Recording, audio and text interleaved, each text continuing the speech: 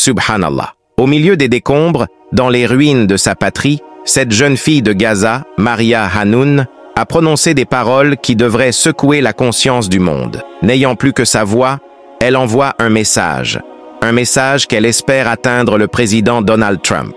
Mais ce message ne lui est pas seulement destiné. Il s'adresse à toute personne qui valorise la justice, à chaque cœur qui ressent encore, à chaque âme qui ose écouter. Elle ne pleure pas pour demander de l'aide, elle ne supplie pas pour obtenir de la pitié. Elle se tient debout avec courage, avec dignité, et elle pose une question qui exige une réponse. Si quelqu'un vous demandait de quitter votre maison, votre terre, et d'aller vivre en Égypte ou en Chine, refuseriez-vous? Bien sûr, alors pourquoi me demandez-vous, à moi, de partir? Qu'Allah bénisse son cœur. Cet enfant pose la plus humaine des questions. Elle dit, et si c'était vous? Et si quelqu'un frappait à votre porte et vous disait que vous n'avez plus votre place ici? Sortez. Partiriez-vous? Abandonneriez-vous la maison où vous avez grandi? La terre où vos parents vous ont élevé? L'endroit où vos ancêtres sont enterrés? Aucun d'entre nous n'accepterait cela, même pas un seul instant. Et pourtant, c'est exactement ce que l'on demande au peuple de Palestine de faire. On lui dit, partez, allez ailleurs, cette terre ne vous appartient plus. Mais ils répondent avec une certitude inébranlable, nous ne partirons jamais. Nous reconstruirons, nous recommencerons, mais nous ne partirons jamais. Cette jeune fille ne se contente pas de demander pourquoi, elle tend un miroir au monde, elle dit, accepteriez-vous cette injustice pour vous-même? Alors pourquoi attendez-vous de moi que je l'accepte? Elle s'adresse directement à Trump en lui demandant, pourquoi me forces-tu à quitter ma maison? Pourquoi m'obliges-tu à accepter cela? Et voici la douloureuse vérité.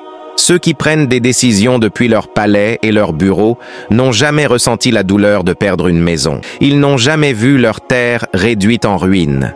Ils n'ont jamais eu à enterrer leurs proches sous les décombres de ce qui était autrefois un lieu sûr. Notre bien-aimé prophète, sallallahu alayhi wa sallam, a dit « Prenez garde à l'invocation de l'opprimé, car il n'y a aucun voile entre elle et Allah. » Sahih al-Bukhari. Mes chers frères et sœurs, Maria ne parle pas seule. Chaque mère qui a perdu un enfant, chaque père qui a vu sa maison s'effondrer, chaque orphelin, chaque veuve, chaque âme déplacée, tous appellent à l'aide, et Allah les entend.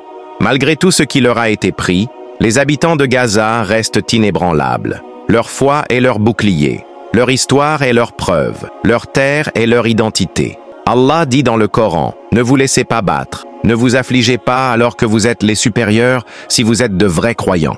Ils refusent de se rendre, non pas parce qu'ils espèrent en ce monde, mais parce qu'ils placent leur espoir en Allah. Ils savent que les oppresseurs d'aujourd'hui seront tenus pour responsables demain. Ils savent que l'histoire se souviendra de leur résistance. Ils savent que la justice peut être retardée, mais elle ne sera jamais refusée. Maria a envoyé son message au monde. Mais la question est, le monde écoutera-t-il? Répondra-t-il à sa question? Ou restera-t-il silencieux? Le prophète nous a enseigné que lorsque nous voyons une injustice, nous devons agir. Il a dit, « Celui d'entre vous qui voit un mal, qu'il le change par sa main. S'il ne peut pas, alors par sa langue. S'il ne peut pas, alors par son cœur. Et c'est là le degré le plus faible de la foi. » Sahih Muslim. Si nous ne pouvons pas physiquement arrêter l'oppression, nous devons parler contre elle. Si nous ne pouvons pas parler contre elle, nous ne devons jamais l'accepter dans nos cœurs. Se taire face à l'oppression est un crime. Détourner le regard de la souffrance des innocents est une trahison. Mes chers frères et sœurs, ce soir, alors que vous dormez en sécurité, souvenez-vous de Maria. Alors que vous êtes assis chez vous, souvenez-vous de ceux qui ont perdu le leur. Et lorsque vous priez, n'oubliez pas le peuple de Palestine. Qu'Allah protège nos frères et sœurs en Palestine, qu'il leur accorde la victoire, qu'il réveille les cœurs de ceux qui restent silencieux et qu'il fasse de nous ceux qui défendent la justice.